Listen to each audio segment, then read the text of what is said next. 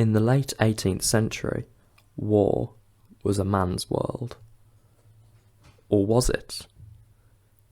In the chaos of battlefields and the ranks of campaigning armies, the picture was more complicated.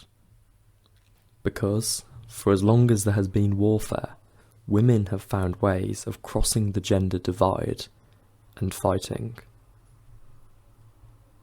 The French Revolution smashed many norms, and the idea of the nation in arms and the citizen soldier offered women a path to the battlefield. Some followed that call openly, others hid behind disguises. A few left behind stories that challenge our assumptions about war, gender, and identity.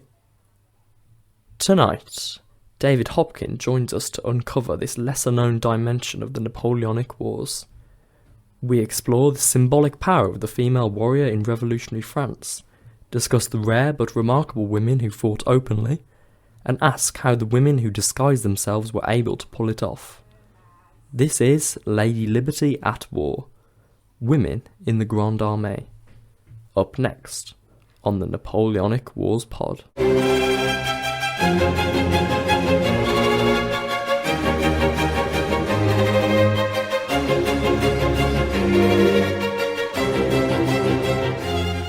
Hello and welcome back to the Napoleonic Wars pod, where once again we are covering a topic that needs to be covered. One of those aspects of history that sometimes people go, oh, well, women in the army, were they really there? There are only a couple of them. Is this an important aspect? Yes, it is, people. How many times do I need to bang this drum and tell you about the importance of covering all individuals who served in the armed forces? And besides, it's just an interesting topic, not least with the unending question about whether or not people knew. And that's a theory that I want to delve into with our guest over the course of the next hour. We are joined by David Hopkin. He's Professor of European and Social History at Hertford College in the University of Oxford, and he's the president of the Folklore Society. And I am going to say that he was one of the leading lights, one of the people banging the drum quite some time ago about the importance of understanding the role of women in the Grande Armée. David, welcome. Lovely to see you. Welcome to the Napoleonic Wars podcast for the first time. How are you doing? I'm all right, and it's very nice to be here. And flying alongside me in the co-pilot's seat, the Provost Marshal, as he's nicknamed, Josh Redden. Josh, how are you doing? How is university life treating you? I'm very well, and it's treating me well. What could be better when I have episodes like this to enjoy? I'm really excited. Yes, we won't pay attention to your writing deadlines and all the other things that are sort of swirling around, because, of course, in true undergrad fashion, you will write those in the half hour before they are due to be submitted, Of course. probably. I mean, I usually get an escape from all that when I come to do the recording, but you've just reminded me. So thanks for that, Well, Zach. that's all right. I am here to inflict many types of trauma upon you, not just working for this show, but also reminding you of your deadlines. So you are very welcome. Let us get to business, though, before our guest thinks that we've completely lost the plot. David, I'm going to begin pre-revolution and talk about the precedent for this, because my sense with all of this is that fundamentally women serving in armed forces is not new. For as long as there have been armed forces, quite frankly, yes, there are always going to be stipulations about we take men until the point at which we get that transition. That doesn't mean that people kept to those stipulations in the slightest. So whilst there might be this sort of sense that with the levée en masse and with the formation of these grandes armées, there is this temptation to sort of say, okay, suddenly let's open the floodgates and let's let women in, which obviously isn't what happens. Not quite. There is perhaps a temptation to sort of say, look, something new's happening here. Yeah, So and my probably question, something new is happening, but you're right. There is a much longer tradition, which a lot of those women who joined during the revolution know something about. So you can make a case for well, I mean, this could partly be about the fact that joining the army or joining some kind of military unit, that might be quite a loose idea. If you're, say, a camp follower and you're swept up into a military engagement, where's the line between am I here in this capacity or am I here in that capacity? And so there's quite a lot of that. Even in the Revolutionary Army, women who are there originally in some other capacity, then don male dress, pick up arms, and that then becomes a new identity for them. Another kind of obvious place where this has been happening for a long time is in siege warfare. During sieges, the women who are within a city are quite often brought into some kind of military activity, usually not necessarily fighting, but preparing defenses, that kind of activity. And that again can quite often move over into direct military engagement. And there are famous cases before the French Revolution. So a kind of obvious one is Jean Hachette, who was a person who seems to have played a very leading role in the defense of Beauvais against the Burgundians in the 15th century. But there are also cases that during the French Revolution and then the Napoleonic Wars, particularly in Spain, where Spanish women are engaged in defending cities against the French, and causing quite a lot of furor amongst the French because they're so visible in that role. Yeah, so there's a long tradition here. And there's then a long tradition also of women disguising themselves as men, enlisting in the military, and having a military career. It's sometimes quite short, sometimes quite long. There's how many of them is quite hard to say, but there was in the 18th century French army, there's somewhere between 40 and 50 cases which are documented at some level of detail. And we know that because there was an archivist in the archives of the army who kind of went through and pulled them all out and put them all into a single file where we can see them all. And that way, so we know that those cases have, there's some validity to them. There's probably more that weren't picked up or are kind of lurking in some other archive somewhere. Zach mentioned there the idea of the levée en masse and kind of the unprecedented demands that war would now place on the general population after the revolution and the changed meaning of war. So, I mean, on the face of it, you'd think that would be an impetus for kind of people who had not previously fought in the army to kind of be more involved. So, I mean, was that the case? Did the revolution change much in terms of the potential for a woman to fight for her country? Well, it changes a number of things change even before we get to the outbreak of war, uh, in the sense that the revolution is raising ideas about new social relationships, which some women are responding to. And very often that seems to revolve around notions of citizenship and the military function as part of a notion of citizenship. If you're going to be a citizen, part of your responsibility is to defend the state. And so a lot of the active feminists in the early years of the French Revolution are playing with ideas of or even adopting a kind of Amazon character as a way of kind of also addressing a whole range of other rights and opportunities that the revolution might create. So in a way, the idea has already been launched before you even get to the point where there's a war and there's a demand for manpower. Even before that, there are people who are, if you like, using the ideas of the female soldier to then talk about wider sets of issues. And it's it's kind of an interesting issue because quite often, as I say, so a lot of those feminists Olympe de Gouges, Terrain de Méricourt. These are women in the early years of the French Revolution who are famous for kind of advancing the notion that women could be equal citizens. But a lot of them have got connections to the theatre, where cross-dressing is a tradition, and the female soldier is a tradition. There's a lot of plays around the idea of the female soldier in the old regime. They take on this Amazon character in order to, if you like, kind of speak in the public sphere, even if they're then talking about a whole range of other issues and not just talking about the right to bear arms.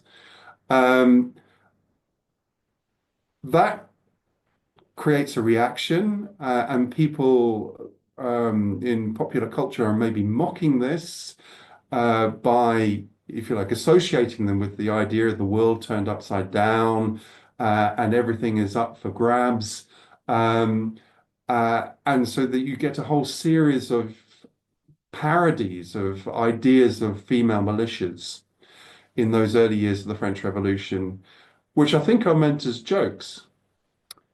But people don't necessarily take them as jokes. And it seems like there are female National Guard units being created almost as a response to what they see in these songs and joke manifestos, which are coming out of the Parisian street singers. So there's a kind of it's quite a complicated scenario in which the idea of the female soldier is both kind of there as to be ridiculed, but also is acting as as a spur to actual action. And it's very hard for us now to kind of look at newspaper reports and stuff like that and work out whether something is actually happening and there really are these female National Guard units, or whether, in a sense, that's a joke. But either way, they're feeding into each other and they're kind of creating a possibility here, even before we get to the outbreak of war. But can I also sort of bring some of these famous examples, some of which you referred to already? I mean, immediate ones that spring to mind, Joan of Arc, as sort of an individual who, on the one hand, sort of I mean, the British hate her for fairly obvious reasons. On the one hand, she's very subversive. On the other hand, she's very successful. And so society's got a bit of a problem. If you're going to kind of try and adopt this sort of domestic vision for women as how you're going to shape your society, somebody as famous and successful as Joan of Arc, we've got other examples, Isabella of France, Margaret of Anjou, that there's always this problem with women being powerful and effective leaders and men in society sort of turning around and going, oh, we're not sure if we like that. So how does that feed into this? Are there sort of conversations about, well, look, we've got these female leaders, but actually it's better if the men are in control because patriarchy, society, that's how society functions back then? Or is there this sort of almost begrudging respect of women and an acknowledgement that, yes, they can do these jobs actually just as effectively? And how does that influence the debate? Well, I mean, yes, there are. It's that's quite a complicated story. The people who are completely unique, like Joan of Arc, you can treat in some way as a special category, although, of course, the story doesn't end terribly well for her at the time. But as a kind of symbolic figure, she can have a different type of existence. Real women, if they follow that route, maybe they will be treated in the same way as they're just kind of a different order, and they're very special, and they need a kind of special category, and their example therefore doesn't speak to what's available for all women. And the French Revolution has this problem because women are joining the military in quite large numbers in 1792, 1793. I mean, it's a very fluid situation. Lots of military units are, if you like, kind of volunteer units. And so a lot of people are kind of coming into the army without going through a kind of formal exercise in which they're kind of they have a medical or anything like that. There's just a need for manpower, and lots of people are just kind of turning up. And actually, quite a lot of women do join military units in that period. How many is hard to say, but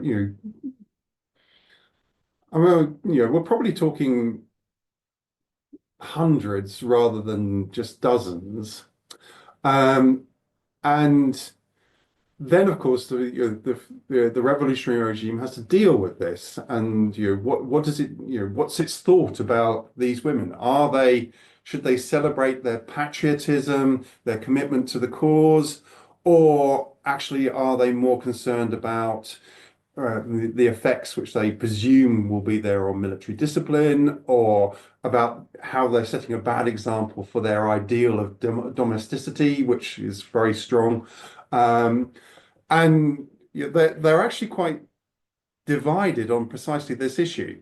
And so, there are a number of these women who are writing into the convention saying, because at some point the convention says, right, all these women have to go. And then a lot of them then write in and say, oh, but I would like to stay. And the convention normally says, no, you can't. But we will give you a pension, or we'll give you some other reward for your spectacular service. On a few occasions, they seem to have let them just continue. So they haven't been cleared out. But other occasions, they're actually much more kind of condemnatory. They want these women not just to be removed from the military, but to somehow suffer for crossing the perceived gender roles. Particularly if they're associated with a political opposition as well. So I mean, Train de Mercure or Olympe de Gouges, I mean, actually they don't, although they take on some of the characteristics of a female soldier, they're not. They're not actually with the army, even if they sometimes speak or claim to speak for women who are in the army. But Olympe de Gouges is going to be executed, and it's partly, it's not only, but it's partly because she's perceived to be,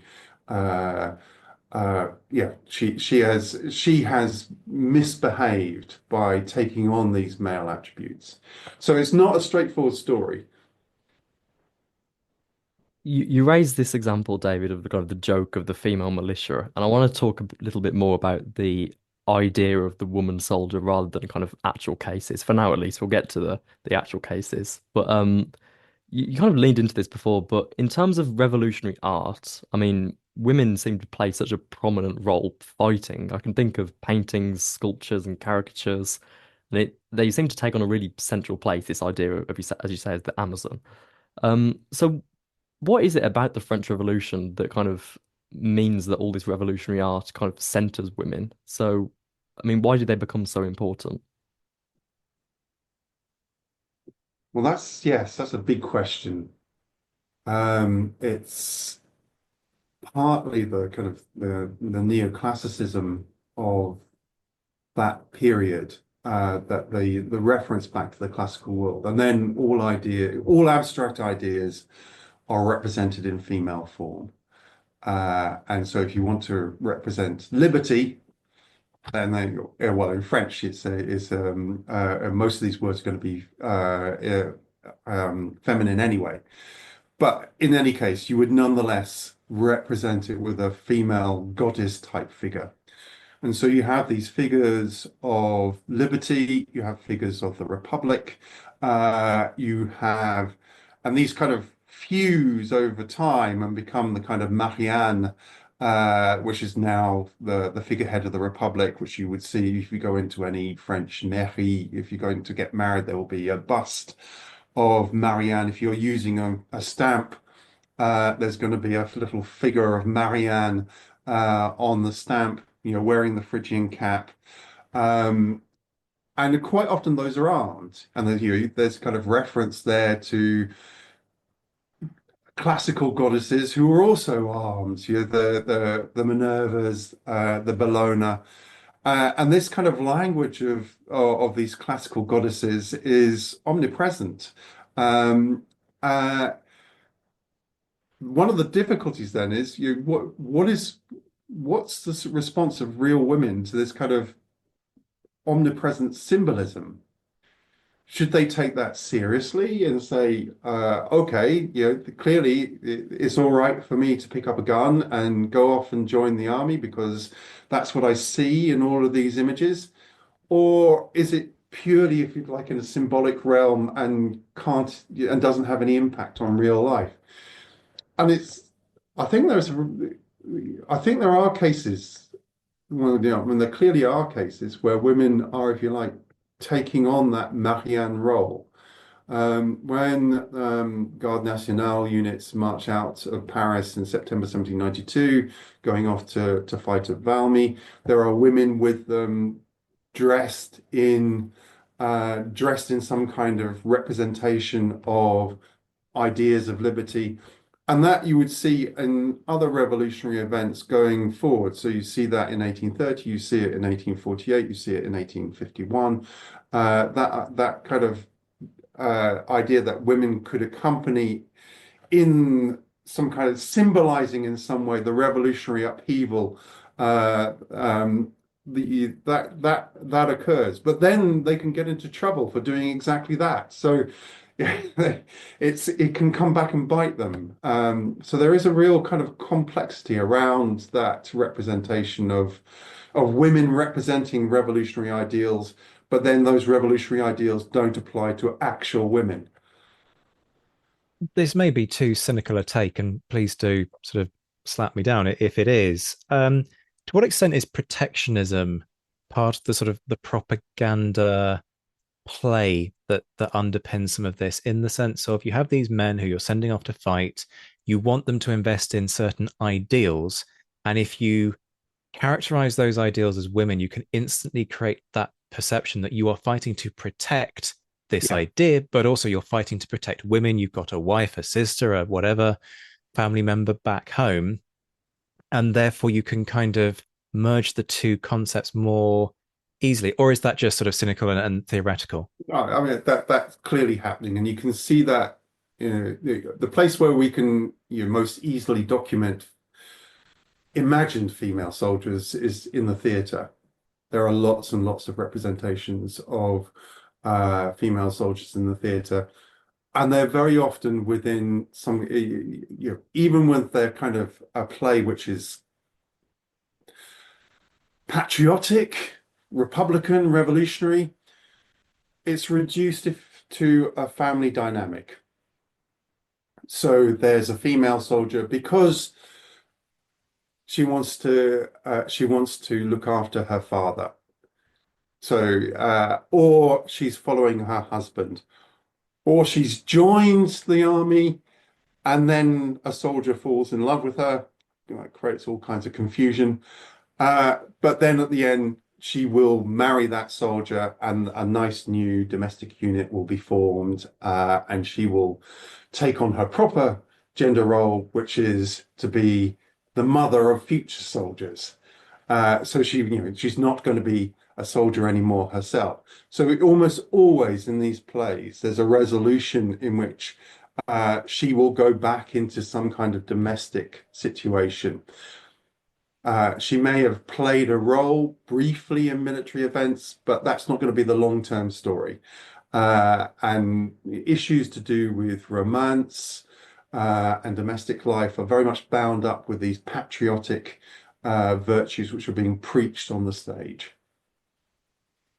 Let's talk a little bit more about the women who didn't disguise themselves to fight.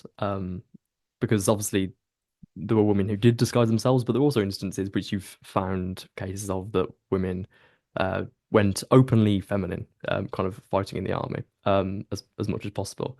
How did these exceptions come about, generally speaking, and what can they tell us about kind of the broader picture of kind of the big questions of like gender in the period? So by and large, And I was just thinking about this before. I was looking up some of these cases before I came on, because I don't think I've got kind of hard and fast figures here. But by and large, it seems that most of those have, if you like, some existing connections in the military. They come from a military family, or they're already attached to a military unit as some kind of camp follower, which is, semi legitimized in the French army. You have vivandières, and you have people who follow the regiment who are accepted in that role. Quite often they're married to a soldier, or they have some other relationship to people within that unit. So there's a kind of existing connection there. Then something happens, there's a crisis where they're pushed into the front line, or their male relative dies, and in a sense their situation then becomes ambiguous. And then they become incorporated more formally into this military unit. So they've already got a kind of existing set of relations with the soldiers that they're fighting alongside. And that is how they can be accepted and legitimated in this role. And interestingly, it seems like when I said that, in 1793, the convention wants to get rid of women who are with the military. It's usually these ones, the ones who are not there in disguise, but who are there. I mean, they may be in male dress because you may have to fight in male dress because that's is probably a bit more difficult in a skirt. But they're in male dress, but they're known to be women by everyone around them, and those are the ones who seem to have got through this combing out exercise in 1793, 1794. I want to deal with this question of disguise at the heart of this. I have a pet theory that for all that people may have sort of pretended when a woman gets discovered, really? Private Pierre was actually a woman? I had no idea. That completely baffled me. I say that is utter claptrap because these people live alongside each other. Even the simple things like washing, needing to relieve yourself, the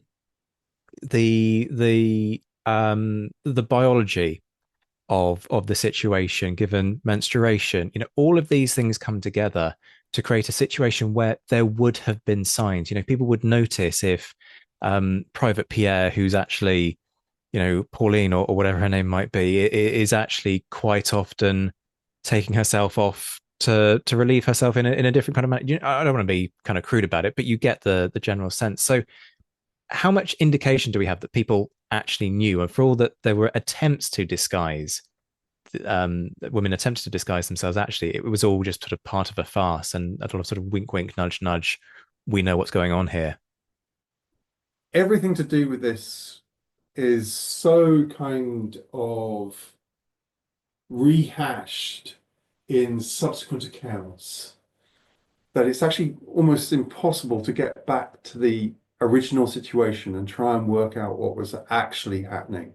Either they're lionized as these heroines or they're condemned as these prostitutes following the army.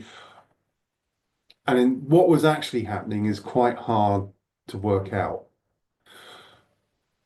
But there's an interesting parallel example, which investigated by Lottie van der Poel and Rudolf Dekker, who are Dutch historians who are looking at the Dutch East India Company.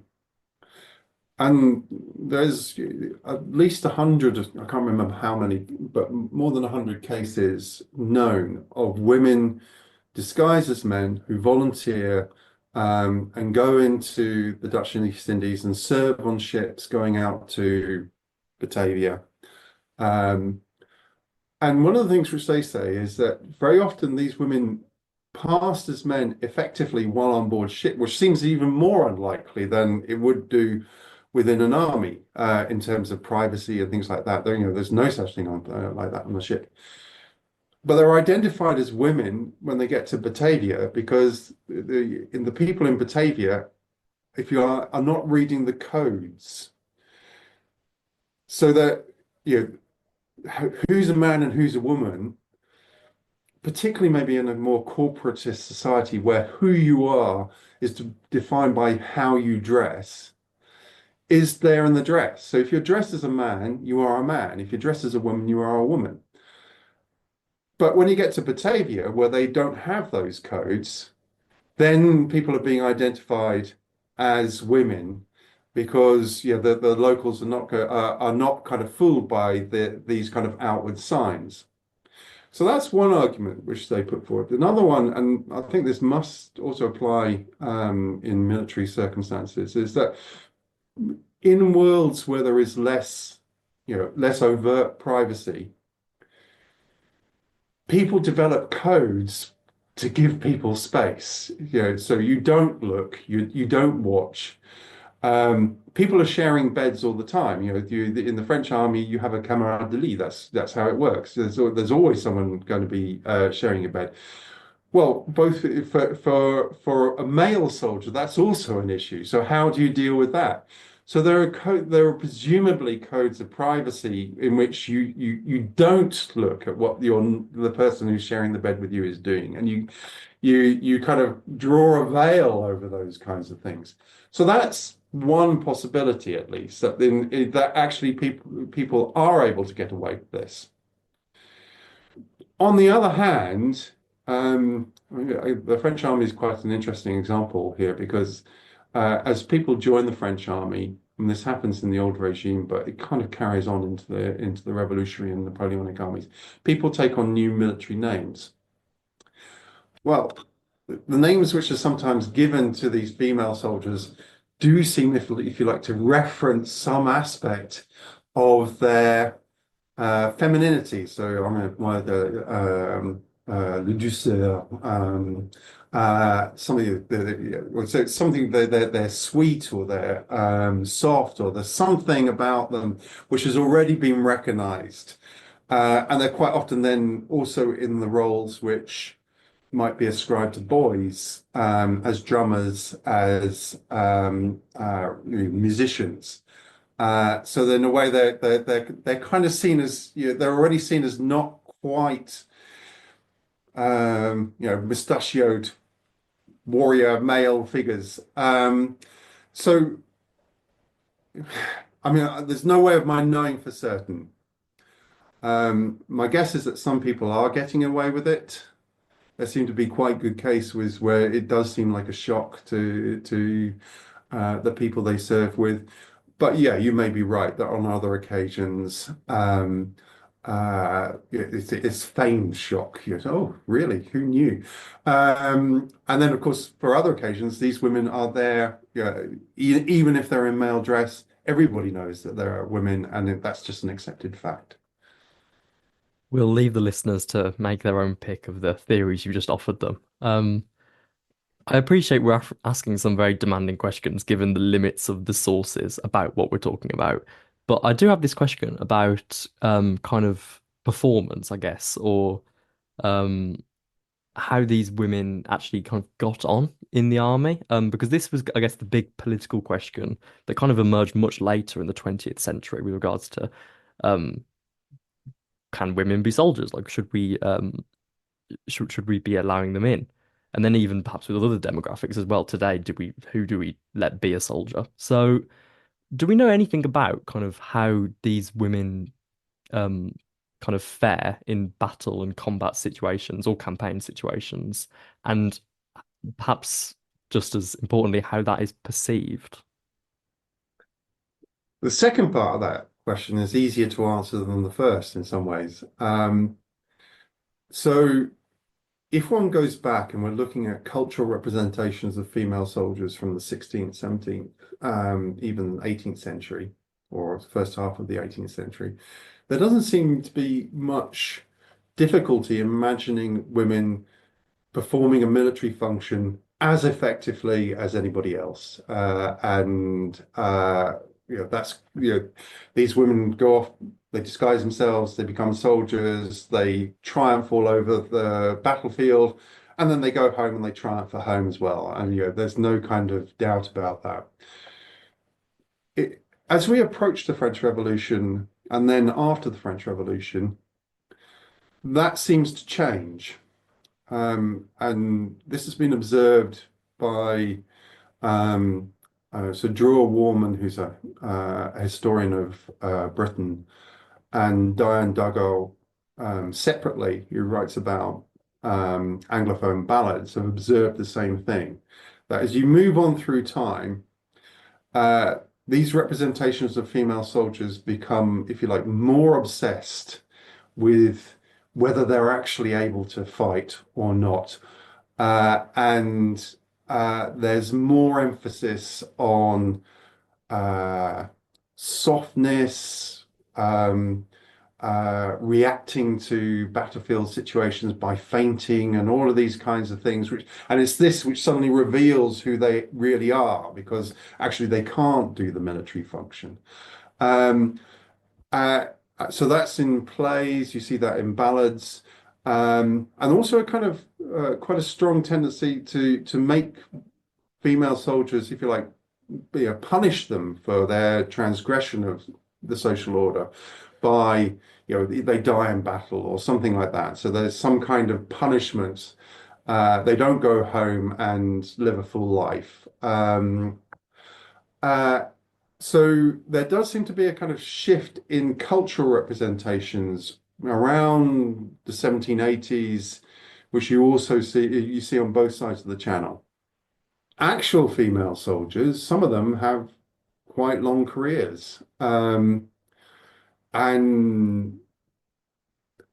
it's not apparent that this is, considered, that they're in any sense being let off some of their military role by the fact that they're women. They are taking part in battles, they are taking part in actions, they're occasionally being rewarded, sometimes they're being promoted. So it doesn't, although the cultural representation would suggest this is impossible, in practice, it doesn't seem to be impossible. And it's definitely rare during the Revolutionary and even more in the Napoleonic Wars. There's much fewer female soldiers we could point it to in the Napoleonic armies than in the Revolutionary armies. But those ones that are there seem to get along with their role and participate in all of the kind of the questionable things which soldiers do, like deserting, being taken as prisoners of war, escaping as prisoners of war. So it doesn't seem like it's that difficult for, admittedly, this very small group of women to take on that role. You left us with a little sort of dangling thread, a little bit of a bit of bait there, in the sense that you mentioned how things continue to change fundamentally under Napoleon, who folks will be aware from previous episodes, if they're regular listeners, was an unashamed misogynist. Famously said that he thought the most important woman in all of history was the one who had the most children. We've talked before on this show, albeit only in passing, about the civil code, the way in which it installs a patriarchy and enshrines it into French law. And you put all of those things together, and it's very easy to create this impression that actually Napoleon comes to power and very quickly the shutters start to come down, and the pushback is almost sort of immediate in terms of, no, women can't do this role. This is for men. Is that necessarily the case, though? I mean, I think it precedes Napoleon. In a way, this might be an illustration of his Jacobin outlook. The Jacobins are also quite definite about what proper gender roles are, and they're closing down in the early revolution. There are lots of people toying with all kinds of radical ideas. And the Jacobins are not at all enthusiastic about that. And things like the Club of Revolutionary Women, those are going to be closed. And I said there's an attempt to comb women out of the army. So that kind of Jacobin certainty about what women's role should be is then translated into a kind of Napoleonic outlook. So I think so. Yeah. So Napoleon, in this sense, is the continuity Jacobin. Um, the But it's also just about how the army is recruited. So as you move towards a conscript army, and everyone has to turn up at a certain point and go through a medical examination, it is at that point just much harder for women to join. It's only really in those moments of desperation for manpower, like 1792, 1793, or to a limited degree in 1814, that you see women then re-emerging as joining the army because in a sense no one cares at that point. They go, yeah, anyone who can go carry a gun, off you go, that's fine. But up until outside of those moments, it seems there are actual processes by which people become soldiers, and it's going to weed out anyone who is in breach of the expectations. We keep talking about how women dressing up as men, it's all very subversive. At the moment, there is a furious debate, courtesy of the new US president, over trans rights. It strikes me that there is a scope for us to look at this and go, well, hang on a minute. Clear kind of precedents for contemporary debates. At the time, are they aware enough of the concept of transitioning? And for those who are sort of immediately dismissing this, we'll take somebody like Anne Lister, who is very obvious about the fact that she wishes to live a lifestyle that is much more reflective of how a man would live a lifestyle. So it's not unknown from this period. And so I guess what I'm getting at in a sort of cack-handed and roundabout way is there conversation, perhaps discussion, perhaps concern, depending on different people's political outlooks, about whether or not there is something else at play here? Or is that conversation sort of pushed to the sideline in the face of a wave of sort of somewhat patronizing, oh bless, look at these women sort of trying to sort of do the part of a man, and it's very sweet, it's very endearing, but never mind, you just go back to the patriarchal society that we've molded for you. So one of the problems there is if any of these women was caught in a sexual relationship with another woman, that would destroy them. Any hope that they would get a pension or in some way be recognized, or potentially could get them into serious legal hot water. So in the way that women present themselves, by and large, and the way in which they are represented in wider culture, it's all to do with the man that they're following. They're joining the army to be with their lover, their husband, sometimes their father. Very, very occasionally, it's about sibling relations. But the idea that there could be that this, in a sense, would have anything to do with sexuality, that's very difficult for anyone to talk about. Within this kind of Jacobin and maybe even the Napoleonic antagonism to women dressed as men, I think there is under that a kind of fear that you are tampering with the natural gender order at your peril, because who knows what could explode here. And so in a way that is part of the reason why they want to reimpose these norms and say, this is a male activity, women's activity is elsewhere. There are a few cases, I can't think of them from the Republican armies, but one can think about them. There are earlier cases in the Ancien Regime, and there are cases in other armies like the Prussian army, where it's clear that a woman who is disguised as a man is also having relationships sexual relationships with women. And at least I can think of, although her name escapes me at the moment, there was a Prussian soldier who's executed for this in, at the beginning of the 18th century. So she's accused of sodomy, and because she was using some kind of dildo, and for that she's executed. So there are the sanctions are quite strict here, and you would need to kind of keep this hidden. But there are kind of at least hints of these kinds of relations in some cases. How important that aspect is really hard to get to. And in a way, I think it would be wrong to imagine that all of these women, if you like, are embracing a different sexual identity, because I'm not sure that's true. A lot of them are just doing it to get out of terrible situations. Their home lives are bloody awful and they need to escape, or just for economic reasons. Women have less economic opportunities than men.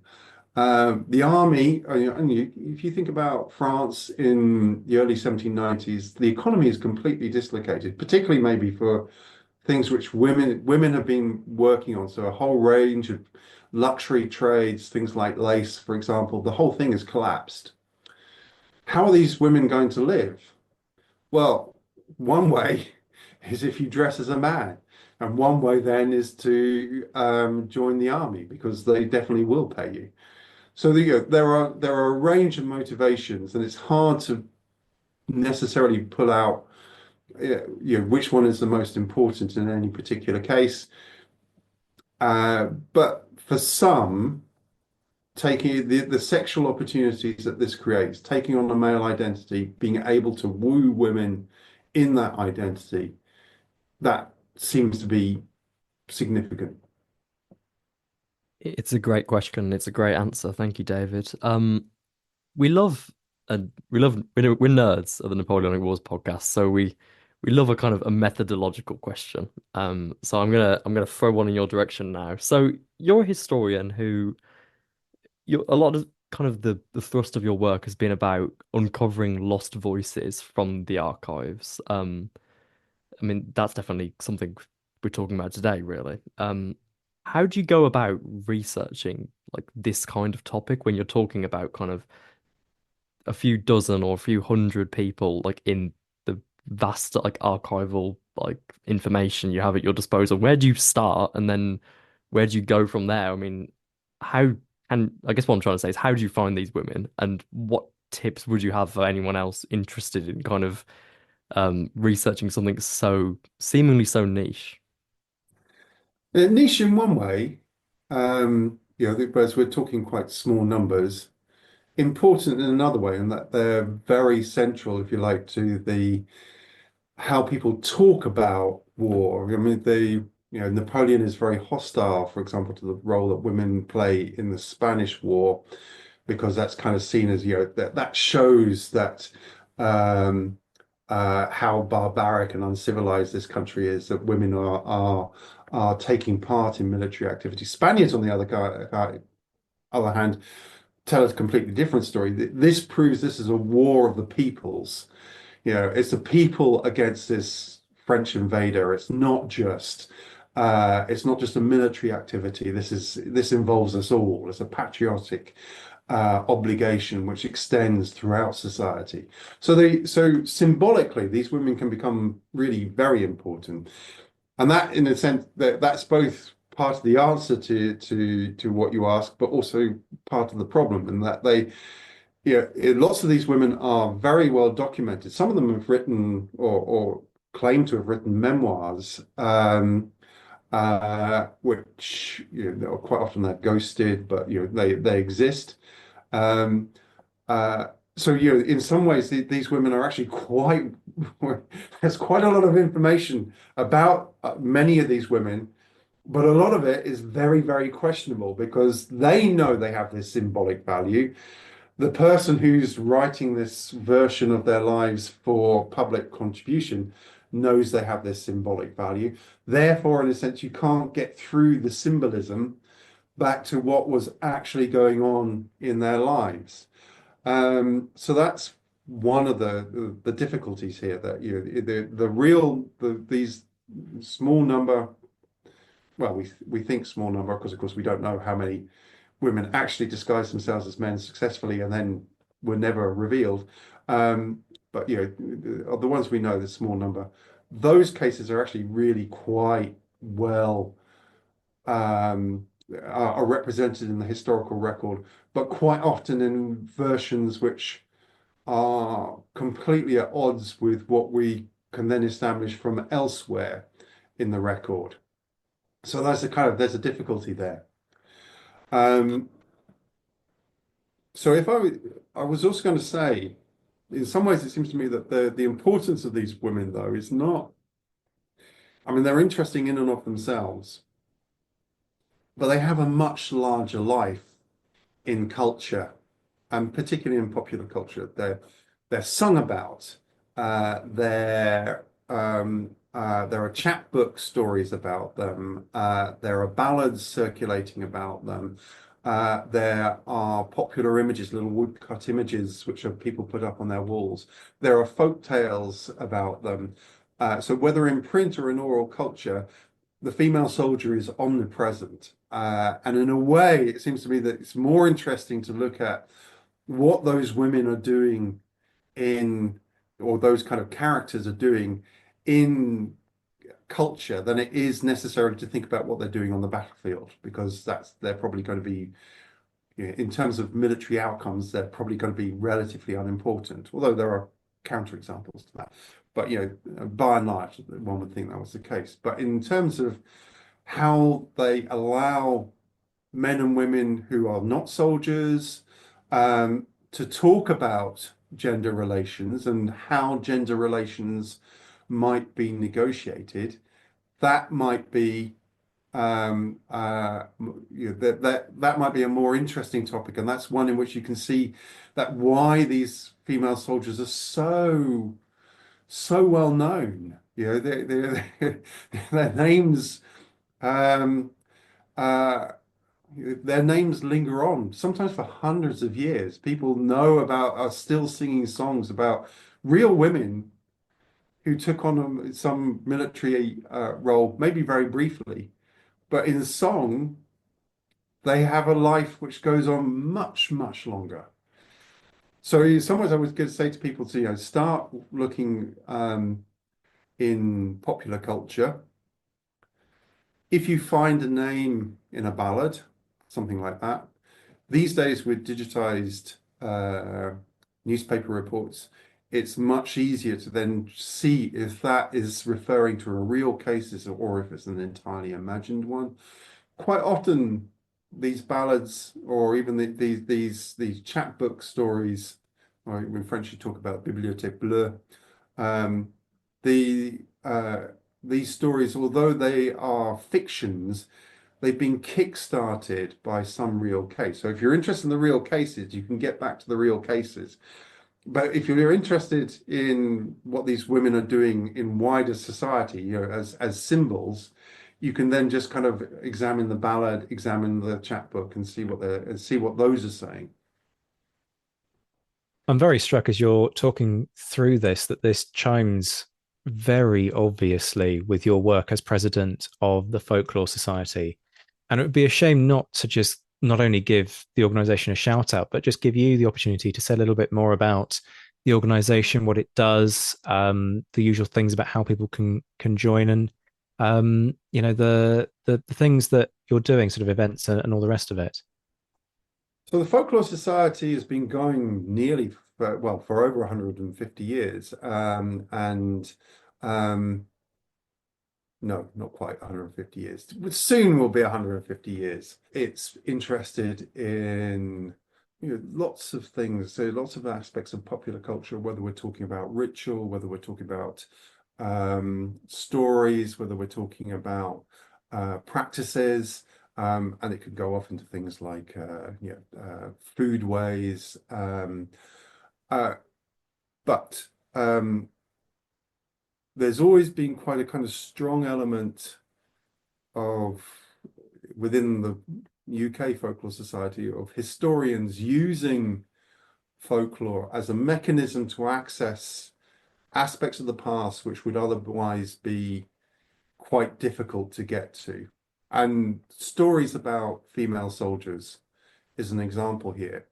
I've got examples of women telling stories of female soldiers or singing ballads of female soldiers to their male relatives. And then you can see that that's some kind of discussion about what should happen within the family. She's using the character of the female soldier to talk to her male relatives in what are usually quite patriarchal societies, to suggest alternative ways of relating one to another. And that's something which you can do. This kind of folklore archive can let you into the cultural experiences of people in the past, which are usually the people which otherwise we have no access to because they're illiterate, they're off the beaten track. And suddenly you have this kind of opportunity to see, what are they saying one to another? And it turns out that's really interesting. And so that's that's something which the Folklore Society has a reputation for doing. I think has this kind of strong representation of people who have been using folkloric sources as historians.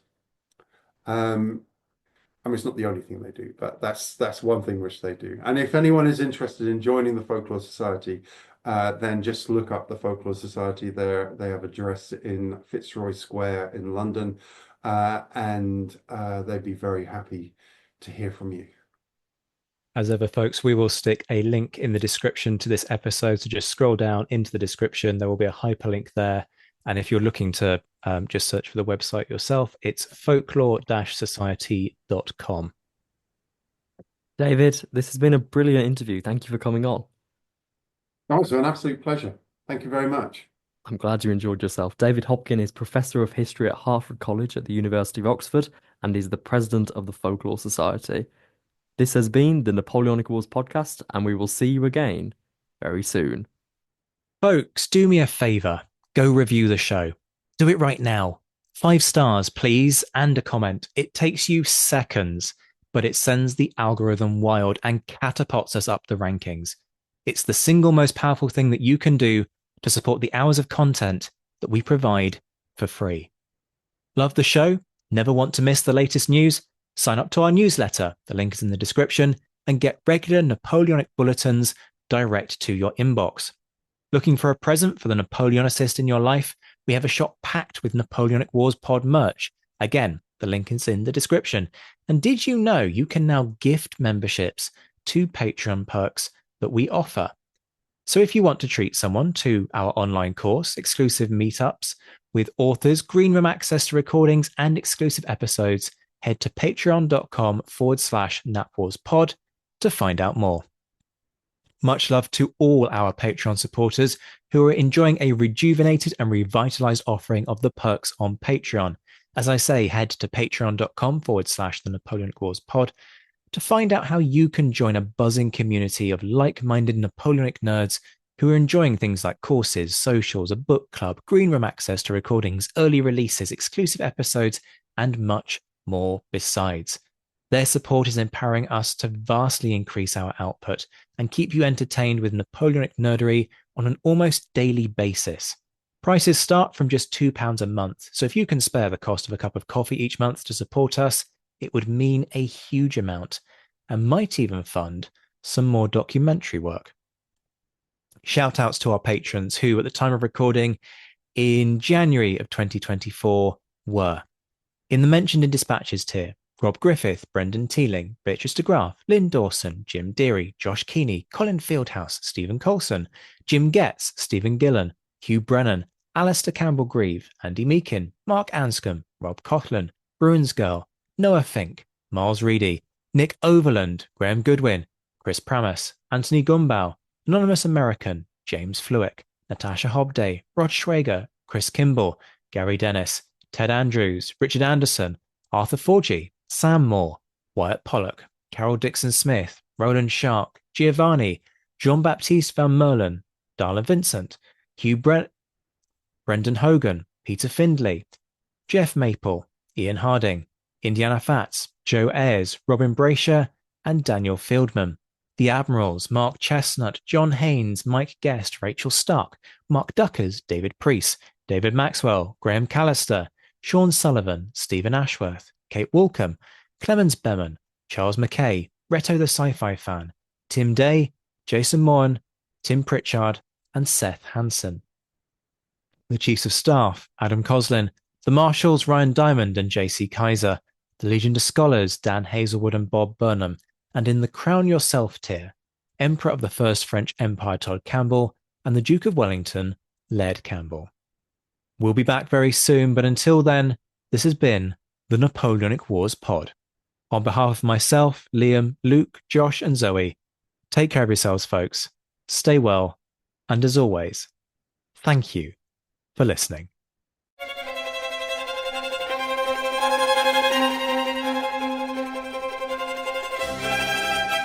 Thank you.